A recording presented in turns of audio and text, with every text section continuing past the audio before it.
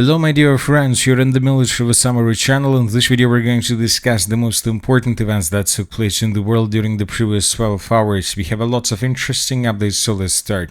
And first we're going to talk about Easter and the territory of Ukraine. According to information we have, according to Kiev, the Russians committed 2,299 violations of the Easter ceasefire. The Moscow claims that Ukraine violated its 1,971 times. So according to these numbers, we can say that more or less the Easter truce is respected both by the Russians and by the Ukrainians. As for the previous 24 hours, we have received just several updates about explosions, about strikes that were carried out both by Russians and by Ukrainians, and about casualties among civilians. But obviously this is not the same as we can see almost every single day since the beginning of the special military operation. So once again, according to these numbers, the Easter truce is respected both by Russians and by Ukrainians. Another important thing is that during the previous night, no attacks with drones were recorded. Neither the Russians nor the Ukrainians were attacking each other. Maybe there were drones, but the sources are saying that there were drones, but mainly there were reconnaissance drones along the line of combat contact. Both the Russians and the Ukrainians were controlling the regrouping of the opponent to understand what is going to happen at the beginning of the 30th of April of 2026. As for the current day, we have some changes, but most likely all these changes took place before, but just today we received geolocations and videos on this matter. So let's discuss the current situation along the line of combat contact. And first let's talk about the Zaporizzhia direction. We see that the Russians and the Ukrainians continue fighting for this territory, but it seems that the initiative is once again moving to the Russia's hands. So these are the changes on the ground between the dates. This is the end of the 11th of April of 2026 and this is the 12th of April of 2026, and according to information we have, the Russians are keeping advancing further. We are talking about sabotage and reconnaissance groups, and according to the infiltration zone changes, we see that the Russians managed to approach the settlement of Charivno from the east, northeast and the southeast. Now we are talking about sabotage and reconnaissance groups. Furthermore, the Russians improved their positions in the northern parts of Gulay-Polska. Once again, we are talking about sabotage and reconnaissance groups, and the Russians managed to encircle the settlement of Verkhnya Tersa. So once again, about sabotage and reconnaissance groups, we haven't received anything on the matter of the movements of Russian main forces in this area. The pro-Russian sources claim that the Russians are advancing, but as of the beginning of the 12th of April of 2026, we haven't received anything on this matter. We haven't received videos, first of all. As for the northern Zaporizzhia direction, during the previous 24 hours, the map has been adjusted. We received additional reports that the Russians during the previous days improved their positions and managed to recapture the settlement of Berezovy completely, and the Russians recaptured the settlement of Turnova. I would like to remind you that both villages were colored by different mappers during February and March of 2026, when, according to information we have, the Ukrainians were carrying out the Zaporizzhia counter-offensive operation. Now we see that the Russians are counter-attacking and the Russians are trying to recapture their lost positions.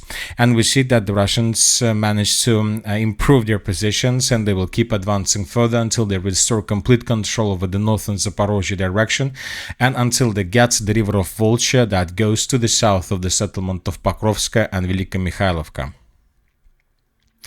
Now let's move further. We have changes in the area of the city of Kostiantynivka, and these are the changes on the ground.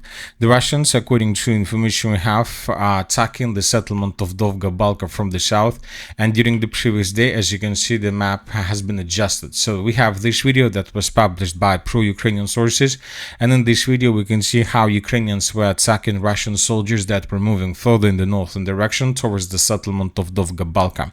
Based on this video, we have adjusted the map. I would like to remind you that just yesterday we had a video from the northern part of the settlement of Stepanovka.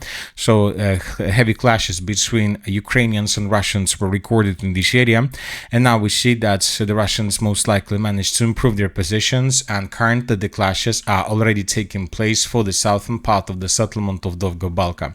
This is a very important situation for Russians. During the previous weeks, they made lots of attempts to break through the Ukraine's defense in the south southern and the southwestern parts of the city of Kostiantynivka. But it seems that all those attacks were repelled by the Ukrainians. Furthermore, several sources stated that the Ukrainians managed to regroup, to counterattack, and to force the Russians to fall back towards the settlement of Bereztok. So which means that Ukrainians saved control over the southern limits of the city of Kostiantynivka. So that is why the Russians shift their focus in the western direction with the purpose first to take on the complete control the villages of Raskoshna and Dovgaya Balka. And when Russians take these villages under complete control, this situation will allow the Russians to improve their flanks, and maybe from these positions the Russians will try to advance further in the northern direction with the purpose to cut the logistics that go in the direction of the city of Kostiantynivka from the area of the settlement of Alexeyevka-Drushkovka. Another important thing and question, what the Russians are going to do with the city of Chasiv Yar, because also according to different sources during the previous weeks the Ukrainians managed to improve their position significantly in this area. The Ukrainians, according to different sources, even answered the city of Chasiv Yar once again, and without control over the city of Chasiv Yar, without control over these territories, the Russians will not be able to establish complete control over the N20 road that Ukrainians use for logistics. It seems that in coming days the Russians may try to counterattack in this area with the purpose to restore control over the lost positions. If the Russians are able to recapture these territories that are located to the east of the city of Kostiantynivka and to maintain the lines like this, then of course the Russians will be able to improve their position significantly, and the battle for Kostiantynivka will intensify, and everything will start developing much faster than we can see right now. Now let's move further. As for the city of Slaviansk, during the previous 12 hours nothing special was recorded, the same situation about the Kupiansk and Kharkiv directions. Now let's talk about the Sumy direction. During the previous 12 hours additional changes were recorded, and we are talking about the territory around the settlement of Miropolskaya. And these are the changes on the ground. I would like to remind you that on the 10th of April of 2026 the Russians reported that they have captured the settlement of Miropolskaya, and starting from that date the map has been adjusted and improved significantly. We have added additional gray zone and contested area around the settlement, which means that the Russians are trying to keep advancing further in many directions with the purpose to force the Ukrainians to fall back further in the western, southwestern and northwestern direction.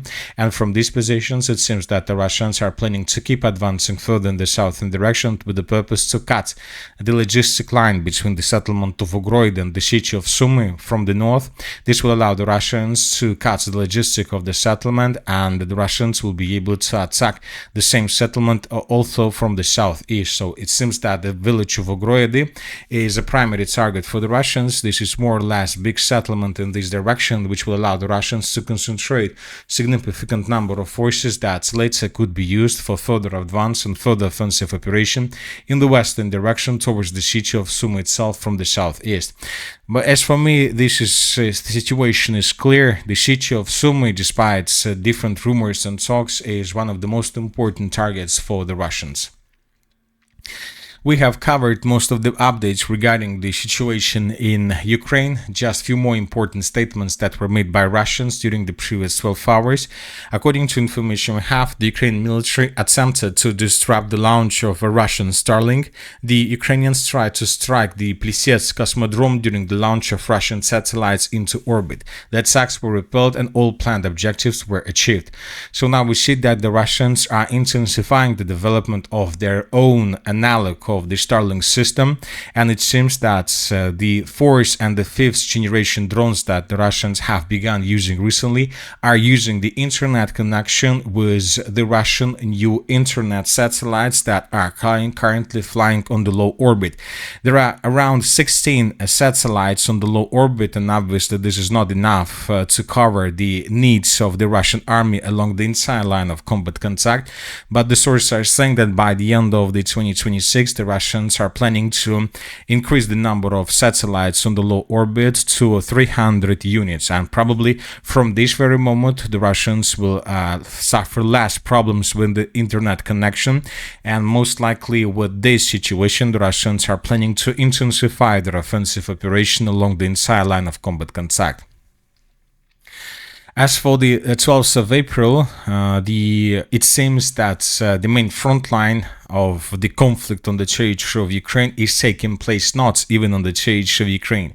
It seems that the main front line is taking place on the territory of Hungary. I would like to remind you that today is a parliament electionary day in this state, and this is a very important day for Ukraine because Viktor Orban is fighting with the opposition. I would like to remind you that the Prime Minister, the current Prime Minister of Hungary, Viktor Orban, is against providing Ukraine additional 90 billion euro loan, and so that is why this is a very important person for Russia. We know that he is supported by the United States of America, but from the other side, the opposition that is currently fighting with Viktor Orban will provide most likely Ukrainians will not against the providing of 90 billion euro credit loan to Ukraine, and most likely the opposition leader will not be against the joining of the European Union also by Ukrainian side. In these pictures we can see supporters of Viktor Orban that filled a square in Budapest ahead of the country's parliamentary elections. Previously, a visit to Hungary saw support for the Hungarian Premier with emphasizes that he is also fully supported by Trump. Furthermore, as of the morning of the 12th of April of 2026, we see that the population of Hungary is very active. According to the National Election Bureau of Hungary, as of the 9 a.m., almost 17% of Hungarians have already voted.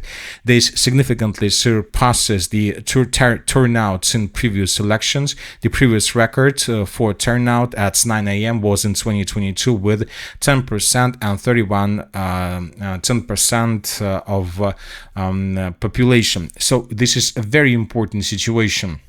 And obviously today we'll see meetings, today we'll see strikes, probably from the opposition side, and then we'll see this very important situation because we discussed that during these days that both the Russians and the Ukrainians are entering the phase of attrition. So both the Russian and the Ukrainian economies are exhausted, and of course if at this period of time the Ukrainians receive 90 billion euro loan, this can change the situation along the line of combat contact and on the front line. So that is why this is a very important question. Yes, of course, now the Russians can sell oil, and the sanctions several sanctions were lifted, but this is not a long-term situation. Anyway, sooner or later the conflict on the Middle East can be finished, and then the oil prices will be stabilized, and most likely the United States of America will return sanctions back. But with this 90 billion euro loan, we understand that Ukrainians will be able to use this money, and this will be enough for Ukrainians until the end of this year. And in November we'll see the midterm elections in the Congress of the United States of America, and then everything may change once again, and Ukrainians for the next year may receive even more money. So the situation is very complicated. Now let's discuss in just a few words about the conflict in the Middle East. And according to information we have, the talks on the territory of Pakistan failed. Right after the talks ended, we received lots of statements that were made by the Vice President of the United States of America, J.D. Vance. U.S. Vice President J.D. Vance has said that no deal was made during the 21 plus hours of negotiations, saying we could just not get to a situation where the Iranians were willing to accept our terms. He restated that the Iranians were unwilling to shift left or right on the key US demands, including their nuclear program. The bad news is that we have not reached an agreement. We go back to the United States having not come to an agreement. This is a very dangerous situation. As of the moment when I started making this video, we haven't received anything whether the United States of America and the Israeli side began bombing and attacking the state of Iran. And most likely we won't see this. Maybe by the end of the day we'll start receiving first updates on this matter. But tomorrow most likely oil prices will move forward. Maybe the United States of America is waiting for Monday of the 13th of April of 2026 to understand how this situation with failed negotiations will affect the oil prices. If they rush higher, then of course the United States of America will react immediately.